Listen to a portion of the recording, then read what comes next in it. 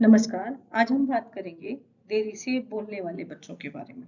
जो बच्चे देरी से बोलते हैं, उनमें क्या प्रॉब्लम्स आती हैं, उनमें कुछ-कुछ बिहेवियर इश्यूज आ जाते हैं और साथ ही ये भी देखा जाता है कि उस बच्चे में जो बिहेवियर इशू आए, कहीं वो बिहेवियर इशू उसकी डिसेबिलिटी के हैं या देरी से ना बोल पाने के कारण उसमें उत्पन्न हुए हैं। तो हमें ये चीज़ देखना बहुत ज़रूरी हो जाता है।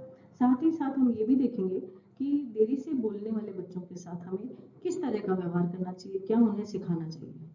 जो सिखाने के लिए मैंने एक वीडियो पहले भी बनाई है, तो प्लीज़ आप उसे देख लीजिएगा। 6 बेसिक साउंड्स के नाम से है। और अभी हमें क्या करना चाहिए, सबसे पहले तो ये डिसाइड करें कि बच्चे को कौन सी भाषा सिखानी है। हमें हमारे घर में कौन सी भाषा 100% बोली जाती है। दादी, नानी, चाची, ताई, मामा, मामी, नाना, नानी, मम्मी, पापा, ये सब कौन सी भाषा में बात करते हैं, इसको हमें ध्यान रखना चाहिए। तो ये डिसाइड आप तब करेंगे जब आपका एनवायरनमेंट देखें आपके घर में कौन सी भाषा बोली जाती है। जो भाषा सबसे ज़्यादा बोली जाती है, प्लीज़ बच्चे को वही सिखाएं, क्योंकि बच्चा उसी भाषा को सीखेगा और समझेगा। क्योंकि जब आप कोई वो कर रहे हैं, काम कर रहे हैं, सपोज करें किचन में मैं काम कर रही हूँ और उसी समय बच्चा आ गया, तो मैं बच्चे को सीधा बोलूँगी खाना बना रही हूँ, ठीक है, क्योंकि मेरी वही फर्स्ट लैंग्वेज वही है, तो मैं वही बोलूँगी।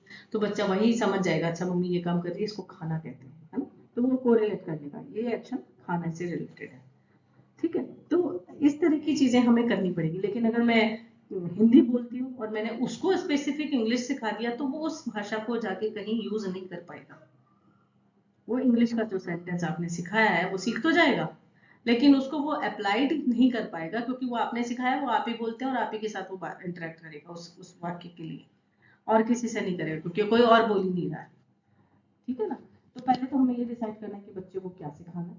सबसे पहले हिंदी सिखानी है, इंग्लिश सिखानी है, या आपके घर में तमिल, तेलुगु, कर्नाटकी या कोई और भाषा, बंगाली, असमी बोली जाती है, तो फिर पहले वो सिखाएं, ठीक है।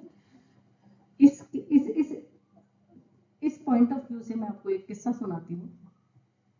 एक कपल थे जो कोरोना से पहले ही फॉरेन में सेट हो गए थे। उनके एक बच्चा हो गया। जब वो वापस कोरोना जैसे स्टार्ट हुआ, तो स्टार्टिंग फेज में बहुत लोग इधर उधर आए थे, और नो डाउट कि वो फॉरेन में रहते थे, तो बच्चे की इंग्लिश बहुत अच्छी हो गई थी। बातचीत होने लग गई थी, बच्चे से कम्युनिकेट करता था बहुत अच्छे से। तो वो जैसे ही यहाँ कोरोना शुरू हुआ, स्टार्टिंग फेज में वो यहाँ पे शिफ्ट हुए, तो यहाँ शिफ्ट होते सबसे पहले जो तकलीफ हुई उसकी मदर को हुई, क्योंकि उसकी जो मदर है उसको ये फील हुआ कि मैंने बच्चे को अपनी खुद की मातृभाषा क्यों नहीं सिखाई, क्योंकि वो बच्चा चुपचाप कॉर्नर में बैठ जाता था, किसी से बात नहीं करता था। बच्चे खेल रहे हैं, हंस रहे हैं, दौड़ रहे हैं, कूद रहे हैं, लेकिन वो चुपचाप बैठा है, क्योंकि उनसे कम्युनिकेट नहीं कर पा रहा। वो उसकी बात नहीं समझ रहे हैं, वो लोग उसकी बात नहीं समझ रहे, ठीक है। तो वहां सबसे बड़ी प्रॉब्लम।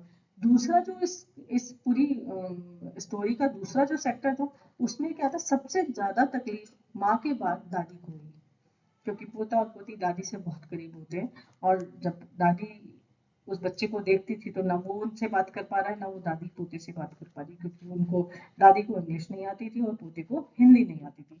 तो सबसे बड़ा दूसरा ड्रॉबैक ये निकला। अब ऐसी सिचुएशन में आप क्या करेंगे? उस बच्चे को अगर 6 महीने भी उस माहौल में रख दिया, तो उस बच्चे में जो जो बिहेवियर इशू आएंगे आप भी नहीं जान पाएंगे। बच्चा ऐसा तो था नहीं, ऐसा हो कैसे गया, और फिर कहीं ना कहीं कोई टैग उसको मिल ही जाएगा। तो उसकी मदर ने जो स्टेप लिया, वो सबसे पहला ये लिया कि अब मैं 2-3 महीने लग के पहले इसको हिंदी सिखाऊंगी, ताकि इन बच्चों के साथ खेल सके और दादी और नानी के साथ बात कर सके। तो ऐसा ऐसा भी होता है कई बार।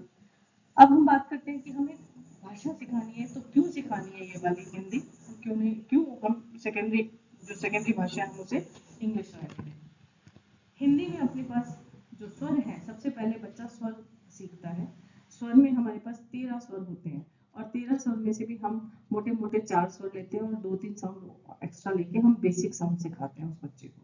अगर बच्चा 13 के 13 ये स्वर के साउंड सीख गया, तो आप मान के चलिए कि बच्चे में स्पीच बहुत जल्दी आ जाएगी, वो बहुत जल्दी कोप अप करेगा।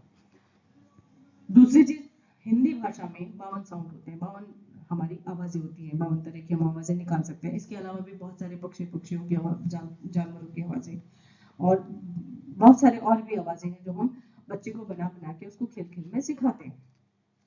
इसके दूसरी तरफ इंग्लिश में जो होते हैं 5, हमारे पास 5 वॉवल्स हैं, उन्हीं पे बेस्ड हमने इंग्लिश कर रखी है, उन्हीं से मिला के हम वर्ड्स बनाते हैं और उनको बोलते हैं। तो वहाँ पे 26 लेटर है, टोटल 26 साउंड है, तो उस पे बेस ही है।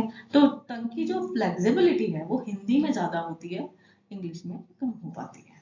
इंग्लिश अगर आपने बच्चे को पहले सिखा दी तो मान के चलिए कि उसका र, ले, तय वाली पूरी लाइन, क वाली पूरी लाइन और श, क्षत्रिय वाली पूरी लाइन, ये सब डिस्टर्ब नहीं, ये साउंड उसको नहीं आ पाएंगे।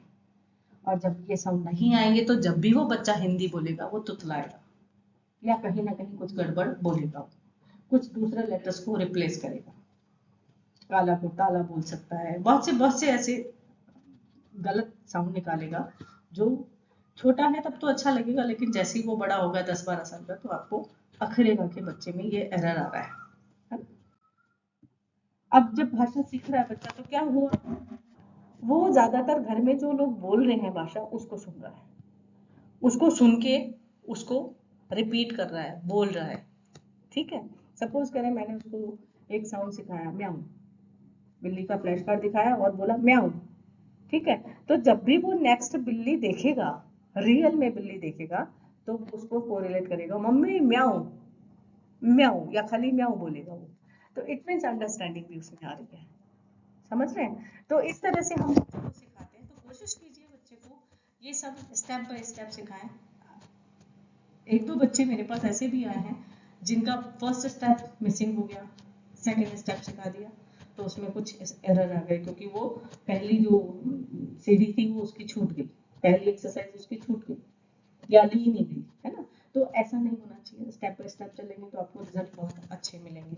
इसके अलावा अगर आपको मेरे से कोई राय चाहिए, मेरे से कोई एडवाइस चाहिए तो प्लीज़ मुझे व्हाट्सएप करें, कॉल करें, मैं ईमेल करें, तो आपको मैं जैसा भी हो पाएगा मेरे से वो मैं एडवाइस आपको देने की कोशिश करूँगी। आपको मेरी जानकारी कैसी लगी, इसके लिए अगर बहुत अच्छी लगी है तो प्लीज़ सब्सक्राइब कीजिए इस चैनल को, लाइक कीजिए, और आपके जो भी जानकार लोग हैं जिनके पास ऐसे बच्चे हैं, जो पेरेंट्स हैं ऐसे जिनके बच्चे डिले स्पीच में हैं, डिले लैंग्वेज डेवलपमेंट में हैं, तो प्लीज़ उनको शेयर कीजिए वीडियो, और हो सके तो कमेंट भी कर दीजिए। इसके साथ ही अगले वीडियो तक के लिए मुझे इजाज़त दीजिए, नमस्कार।